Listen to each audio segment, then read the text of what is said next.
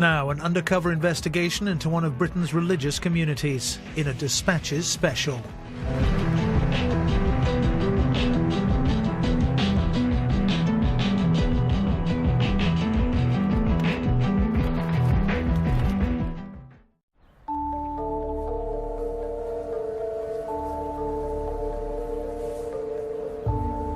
Stamford Hill, home to Europe's largest strictly Orthodox Jewish community, the Haredi.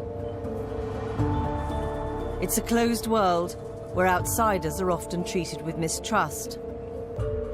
Our investigation has uncovered shocking evidence of what this can mean for victims of child sex abuse. Our undercover filming reveals how some Haredi rabbis can explicitly forbid these victims from going to the police. Look, the police almost cannot issue. Police is not so use anything that can lead to the police. We discover what can happen to those who do choose to report abusers to the police. The synagogues told them, "You're not welcome here anymore." They would be cursed and spat at in the street and called informer. This film exposes how the Haredi approach to child protection leaves children at risk and shields abusers from justice.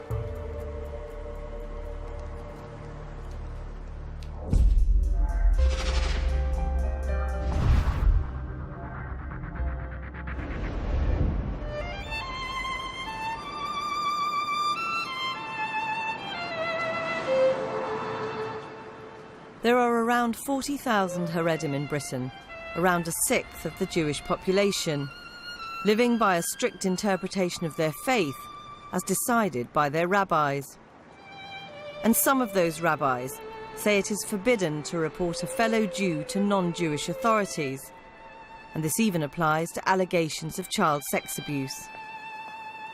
Our investigation started a year ago, when we heard parents were very concerned a man they believed was a child abuser had got a job in a Haredi school, and they felt powerless to do anything about it. During our investigation, we uncovered 19 allegations of child sex abuse, yet not one had been reported to the police. People told us it was widely accepted that you go to the rabbis first for advice, and that going to the police instead could have devastating consequences. They said they feared being cast out of the community, the only way of life they had ever known. And it's this fear which is keeping people from seeking justice.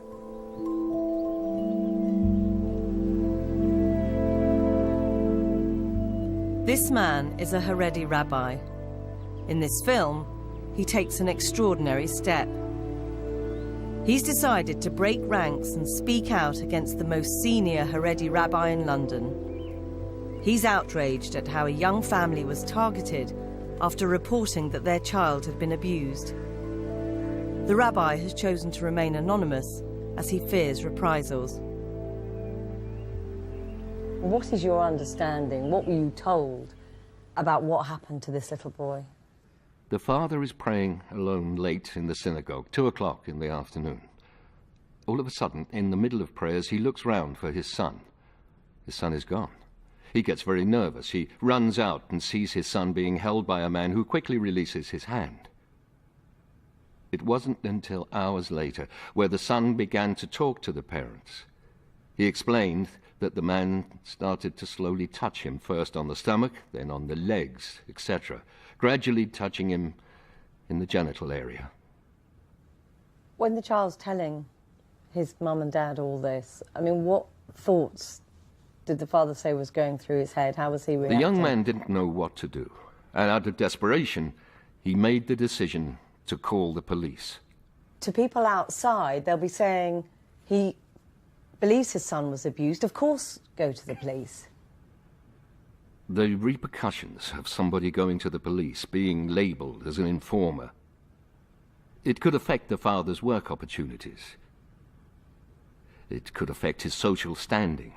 It could affect the child in terms of who we will marry some 15 or 20 years later. Being labelled as an informer is one of the most terrible things that can happen. So after the father had complained to the police, I mean, something was done, wasn't it? The police felt there was enough evidence to take out the perpetrator from the middle of the Stamford Hill community in handcuffs. And this is disgraceful, a scandal. Why would he be driven by police car? And between telephone calls and emails, etc., most of the community knew about it that night, and whoever didn't knew about it in synagogue the next morning. It was quite clear that going to the police, in a sense, was pressing nuclear. Exactly. Then he went to the senior rabbi of the Stamford Hill community, Rabbi Padva. His whole total concern was to berate the father. How dare you go and be an informer? He said, you ruined his life. He was ashamed enough by the arrest and what happened, and therefore leave it. Go. It's forbidden for you to pursue the case. Rabbi Padva never expressed sympathy, not for the child and not for the parents. So after the father visited Rabbi Padwa and it was made clear to him what the rabbi's views were, what happened next? 6 hours later, a person banged on the door. The first thing that man said, do you know that the whole London community has not slept the whole night because of what you did? And I myself will go and get social services to take away your children. The harassment escalated into cars that would gun their motors and zoom up next to the family if they were out on the street. The synagogues told them, you're not welcome here anymore. They would be cursed and spat at in the street and called informer. So it becomes hopeless to them. And ultimately they leave the country. As a rabbi within this community, do you feel shame for how this has been dealt with? Of course. Let's look at recent history. You have the payouts in the Catholic priest abuse scandals. There's a shame involved in this case, and many others have been buried, and it's an outrage. And I'm indignant. Yet, that's not a reason or an excuse to leave the faith. The religion works, and it is greater than any shortcoming. Can I ask you, on a personal note, as a rabbi, as a member of the community, advising this man to go to the police, was there any conflict for you? Was that a difficult decision? There is no question here that we do not have the ability to police and deal with perverts, deviants, child molesters. We can't. It's above the pay grade of the rabbis.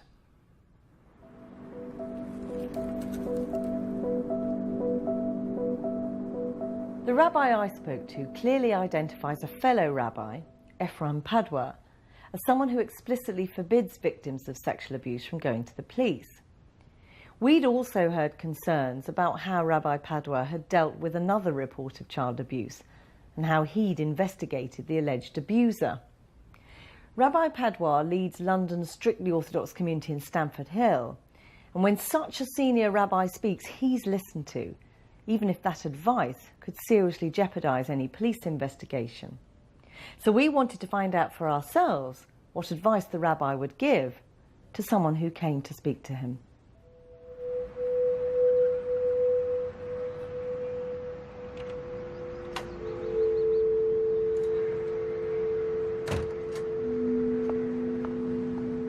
This is Moshe C. He told us he was sexually abused as a child by a fellow Haredi. Like many cases of historic abuse, his case never went to court. We asked him to help us investigate the claims against Rabbi Padwa, and we trained him to secretly film a meeting with the rabbi. Moshe has now left the community, but he could still meet the rabbi without raising suspicions.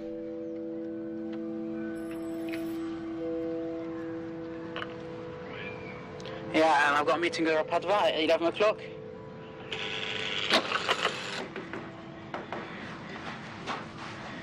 Until now, Moshe says he has never approached a rabbi about his claims of abuse. Yeah, hello. Do you want me to come in? Do you want me to come in? Okay.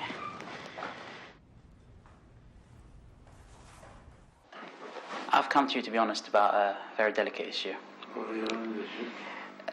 Someone who did bad things to me when I was younger. someone who you may know of, who sexually abused me when I was younger, when I was a child. And I'm looking for your advice, to be honest, what to do. I think it's someone you might have dealt with in the past. I think it's someone you might have dealt with in the past. Look, I imagine I know whom we are talking, and if I'm correct, we are dealing with this. So how is it being dealt with?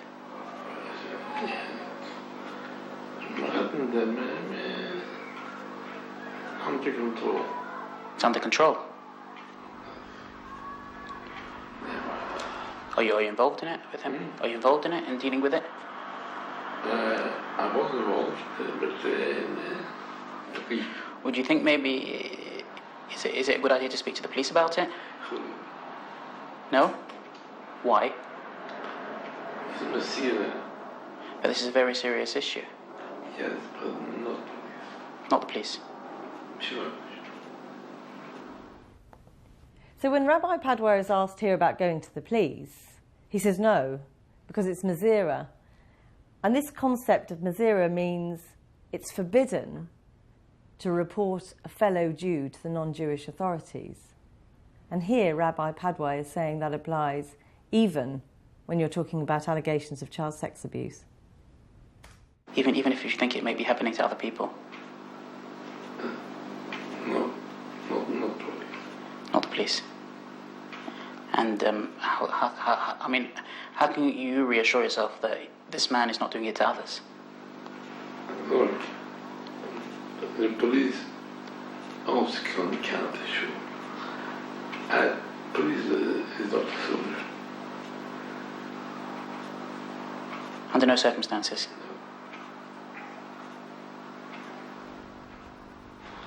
Now I got a question. If the police found out about it and they called me in, what would you say to me? Well, I said, that's what people do now. Holland, you should do anything what can lead to the police. But if someone else went to the police on him and I was called, what do I do then? Let's hope it wouldn't happen. Sorry? Let's hope it wouldn't happen.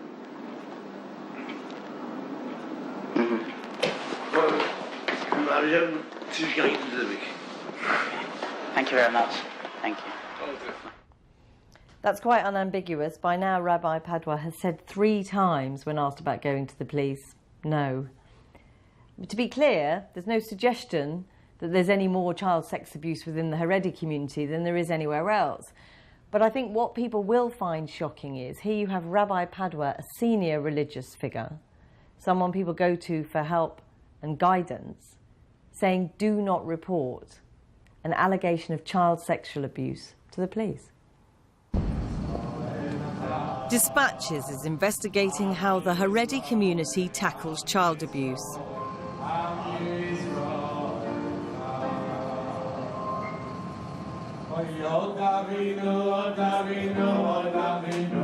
It's Hanukkah, the Jewish festival of lights, and a major event at this Haredi care home in Stamford Hill.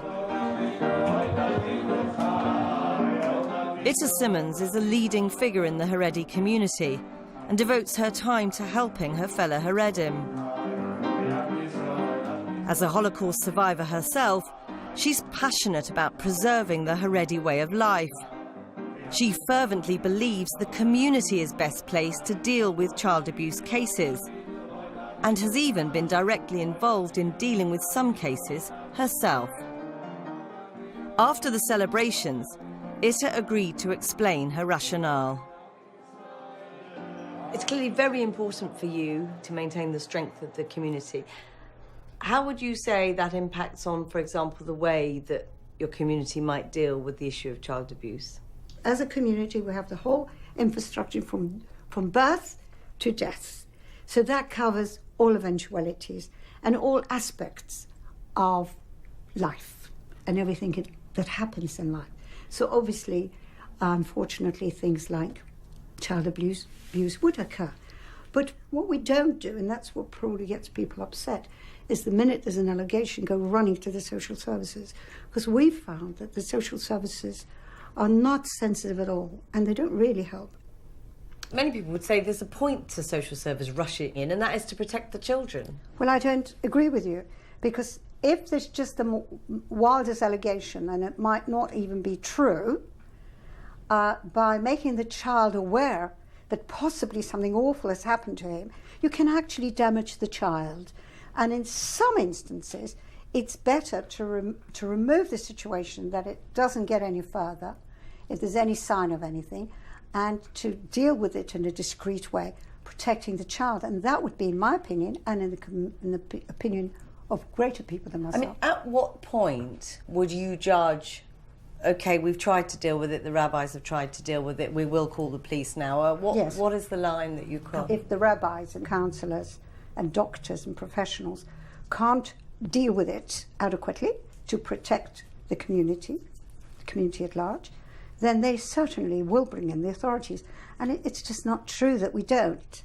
Because we don't make, big headlines out of every incident or would-be incident, doesn't mean to say we don't respond to it. We certainly do. Would you like to see a change whereby people didn't need to ask the rabbis, can I go to the police? That they had free will to go to the police if they've been abused, for example? No, I certainly would not. I do not think that it would bring any advantage to our community whatsoever. But can your community stop someone working with children or moving out of the community to a different part of the country and working with children there? No. Nobody can be sure about anything. You can stick a person into jail, you can put him on the register, and then he goes in another name and he goes to another place and he's at it again. Issa is the sort of person who illustrates how this community works at its best. She does huge amounts of voluntary work and has spent her whole life devoted to looking after the vulnerable. And yet she still has this unshakable belief in the fact that it's rabbis and community leaders who are best placed to decide, first of all, whether an allegation of child sex abuse is true, and then, if it is, how to deal with the abusers.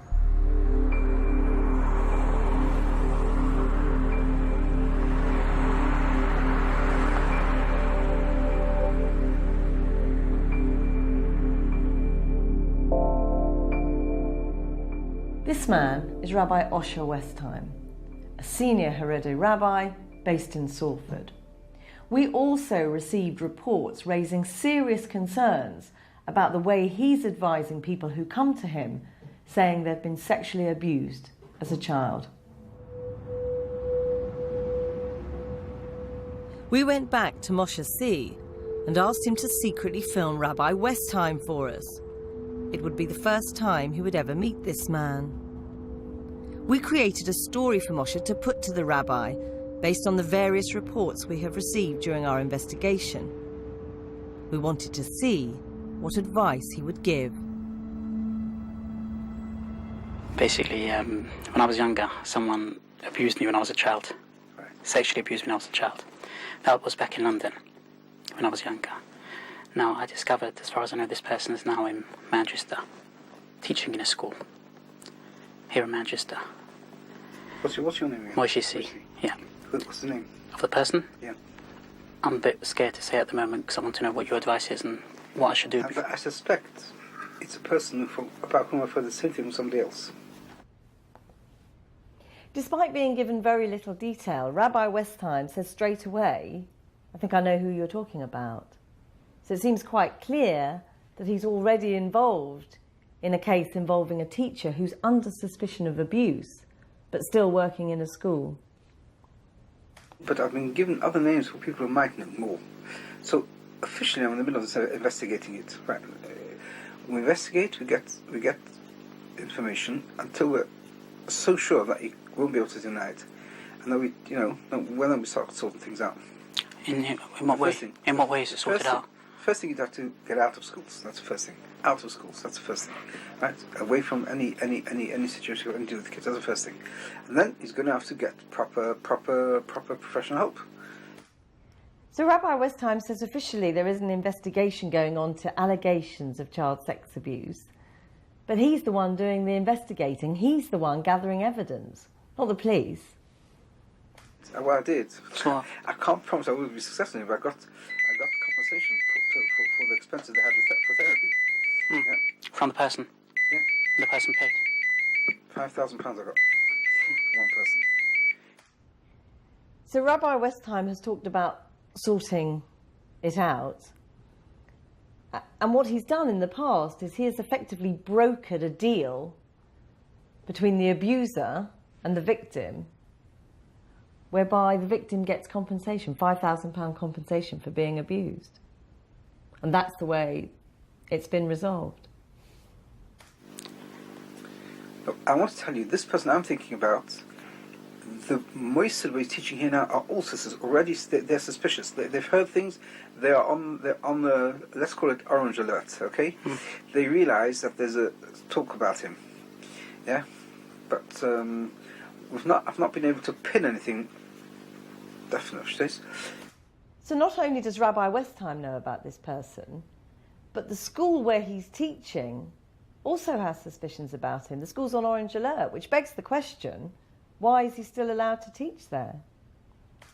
But it's got to be sorted out, because if it's true, for the sake of our kids, we've got to get him out. He's got to go and sell potatoes, but not teach kids. Do you think it's a good idea to go to the police? Look, the problem with the police is that they can do things very wild and very stupid. So would you recommend it to me? Well, I would have to think of how to go about it. I would have to think. But I can't As a first step to go to the police? If you want to go to the police, you're perfectly entitled to. Now, pay halacha as well. You know what I mean? Because it's a danger. I've got to tell you, right, that you want to go to the police, go to the police. I cannot say it differently to you. Otherwise, I can end up behind bars. What's that?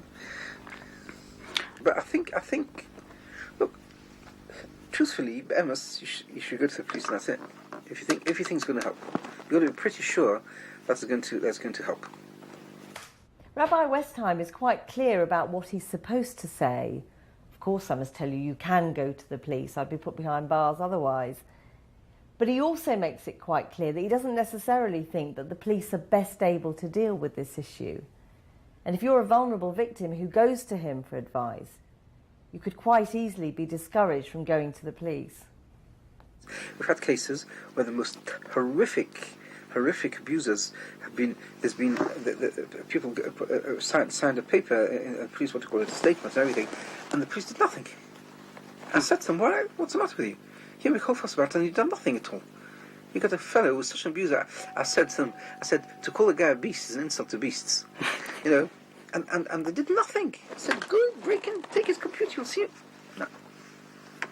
That's why I haven't got all that much confidence that the police will really do anything proper. That's my hesitation. Okay, I'll think about it. Maybe I'll come back with the name. So it's a big decision for me, it's not so easy. I fully understand. Okay. Okay, Moshe. Okay, Xavier, Bye. Okay. Bye.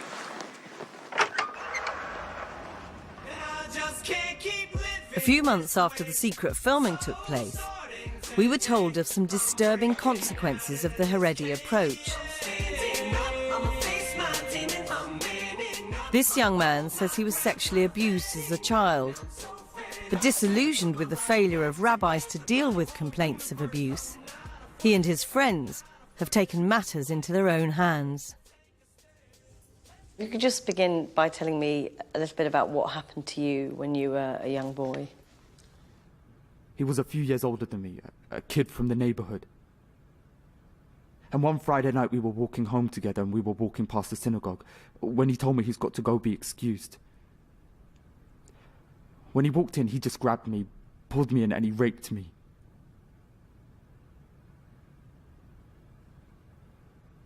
He was standing at the door and I was trying to get out. He locked the door and he was standing there, and I said to him, "If you don't let me go out, I will tell people about this." So he was like, "If you tell people, I've had it before. If you tell people, then I'll put the blame on you and you'll regret it." So tell me about the first instance when you decided you would, in effect, seek justice as you saw it. Well, a friend of mine came over to me and said to me, "Did you get so-and-so out of town?" I could see the way he was speaking. I could see he was going through what I'd gone through. So that's why I decided I was going to take the law into our own hands. Nobody was doing anything, and that's when we went round. That was on a Saturday night. We made him open the door and we beat him up. Again, in a way that there was no evidence of anything. I mean, what gave you the right to look at this evidence? You were judging a lot of it on hearsay, and yet you were going to, in effect, devastate this man's life. I mean, was that right? Well, I'll be honest. I thought seeing as the police wasn't an option and the rabbis won't do anything, I felt that we've got to do it ourselves. Most of the people in the community know us. We're a group of about 8 or 9. They know that our threats aren't empty. They know that if we say something, we mean it and we'll carry it out. What convinces you that the rabbis are incapable of properly dealing with this?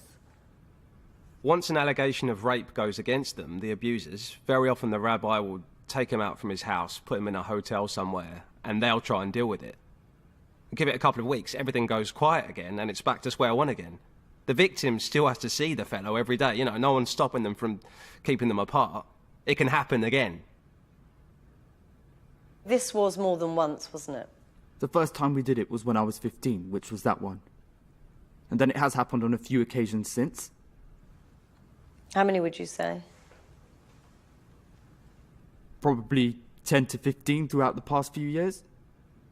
Have you ever tried to deal with your own abuser? Directly, physically, violently? Well, I'll be honest. I don't know what it is, but there's something stopping me. I can't walk over to him, I can't face him, I can't look him in the eye because he wrecked my life. I haven't had a normal day in my life since.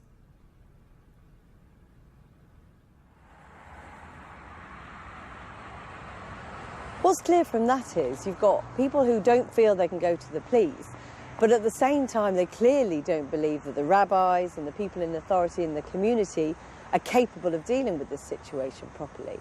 So what you're left with is groups of angry young men resorting to violence, in effect taking the law into their own hands. A few weeks later, Rabbi Westheim responded to what we found. We told Rabbi Westheim we had secretly filmed him discouraging someone who said he'd been abused as a child from going to the police. He told us he does not generally discourage people from taking their complaints to the child protection teams or the police, with whom he regularly works and liaises. He stated, "In many cases concerning abuse, I have positively encouraged the participation of the authorities or spoken to them myself." He confirms that he does offer to mediate in some claims of abuse for those who seek redress, and that sometimes involves the accused person paying compensation. He also says that he has a fund to pay for therapy. But he insists that that is not in place of any formal investigation by the police or others. All options need to be considered. The rabbi concludes that he does his work with honesty and with faith. We also wanted to know whether the school Rabbi Westheim mentioned had reported the allegations against this teacher to the local authority. A statutory guidance introduced in 2010 clearly states it should, as soon as the head teacher knows about them. So we asked Salford Council whether any Haredi school in its area had reported an allegation against a member of staff up until October 2012, a month after our secret filming. The answer from the council was no. In part 3, how the Haredi community of New York came out in support of a man accused of child abuse.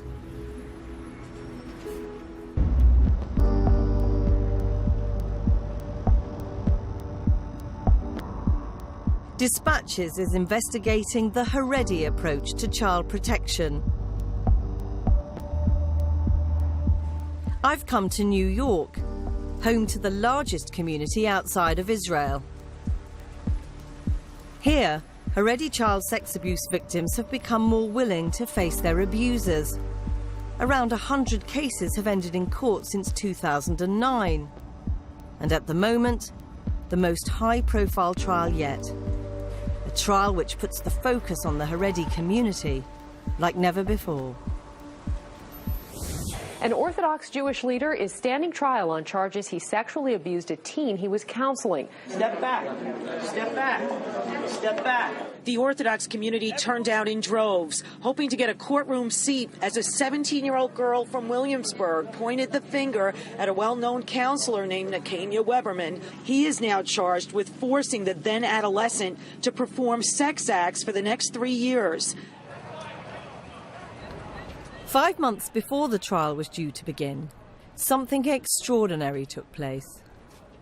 Over 1,000 Haredim came out in support of Mr. Weberman at a high-profile fundraiser in the heart of the community.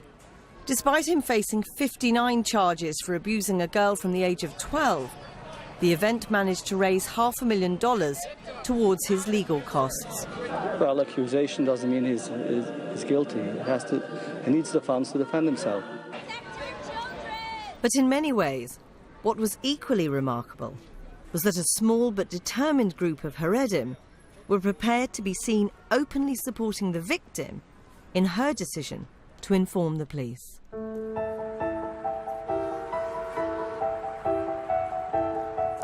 Ben Hirsch runs a support group which has been instrumental in encouraging Haredi victims to take their abusers to court. He says the Weberman trial is a perfect illustration of just how challenging this can be.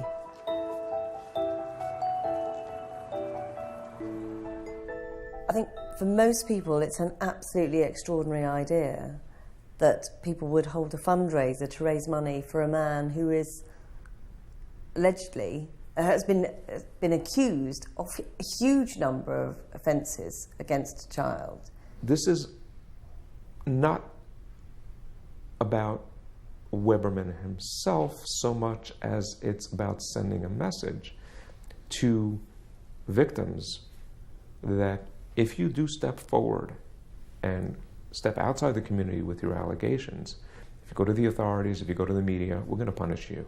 And we're going to punish your family, we're going to punish your friends. When funds are needed for something of an embarrassing nature such as this, the Grand Rabbi picks up the phone, or he has one of his people pick up the phone, make a few phone calls, reach out to a few wealthy people and say, we need X number of dollars for this situation. Keeping somebody out of jail is a very big ticket item. It's something that is very important to them. So raising $500,000 for something of this nature is done in a day with a few phone calls. So here at the moment you're facing this hugely controversial and really public trial. Tell me about that. It's in the limelight, which is wonderful. The courage of the accuser is something that is very impressive, and her courage will hopefully be it'll encourage other victims to step forward. They'll see her survive this process, they'll see the backing that she got, and hopefully they'll feel more secure coming forward.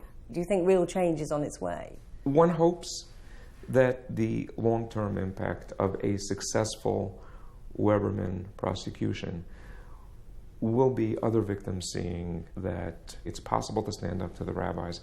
It's possible to stand up to this massive force. If that message gets out there, then the Weberman trial will have been revolutionary. I wanted to find out more about what motivated Weberman's supporters.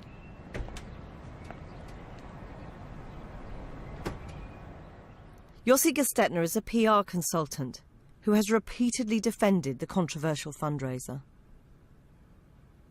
The idea of a fundraiser to raise money for a man accused of a significant number of serious sexual crimes. But I don't think you want to hold it against the community or people in the community for being willing to give someone the benefit of the doubt. Why do they not give the benefit of the doubt to the young woman who is claiming she was abused, sexually abused by this respected member of the community for a number of years? There are people who do believe that everybody should have a trial, a fair trial, and have the ability of a fair trial of the innocent until proven guilty. Isn't it quite possible that this fundraiser wasn't about raising money, because you know that the money could have been raised very quietly? They didn't need this public fundraiser. But this is about sending a message about where the community stands. Here in the United States, if somebody accuses somebody else of a crime, the accuser can be anonymous. If there's no way to prove it later, then, okay, the case is dropped and whatever, with no potential penalty for the accuser if they had bad motives. But in the meantime, the person who gets accused, he gets picked up, his name is in the paper, his family's name and finances is destroyed, he loses his job. Are you directly saying that this is better dealt within the community? If people need to choose between a society where more than half sexual cases do not get to authorities and doesn't get cared for at all, versus a society where a rabbinical authority may put pressure on a person accused of a crime to move away of an area to change his lifestyle, I'd rather take the second one.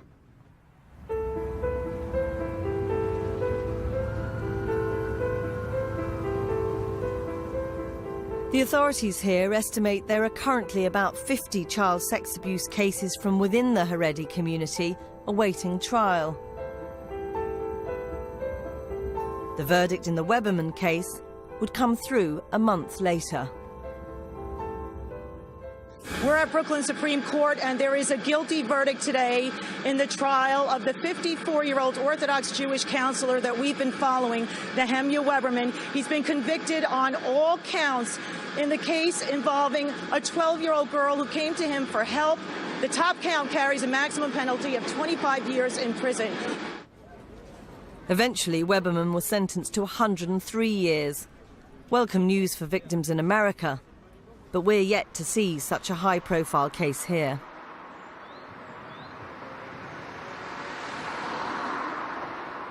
At the beginning of our investigation, we secretly filmed Rabbi Padwa, the leader of the Haredi community in Stamford Hill, forbidding a victim of child sex abuse from going to the police. We asked Rabbi Padwa to explain his actions, and the Union of Orthodox Hebrew Congregations, the organisation he heads, sent us this letter. It says, "The Jewish community considers the safety and protection of our children as paramount. It says we have established robust structures to deal with child abuse, and that we work and will continue to work with police and social services to build trust and to create a system which does address and resolve allegations of abuse within our community."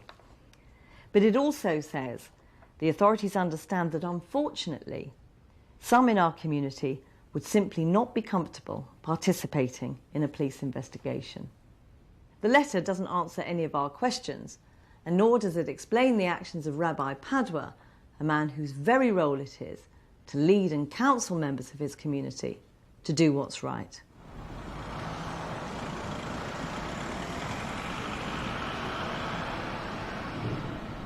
Days before our film was due to be broadcast, Rabbi Padwa issued another statement, this time aimed directly at his own community.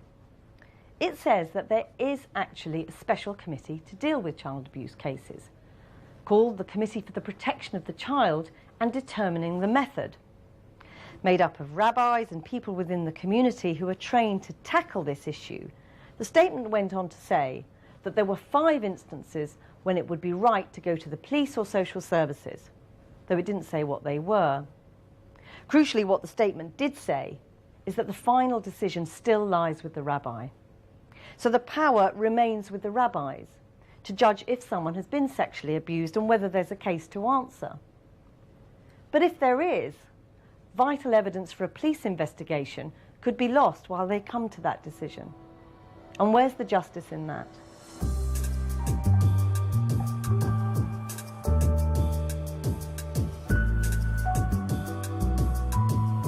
If you've been affected by issues raised, there's support available online at channel4.com/dispatches.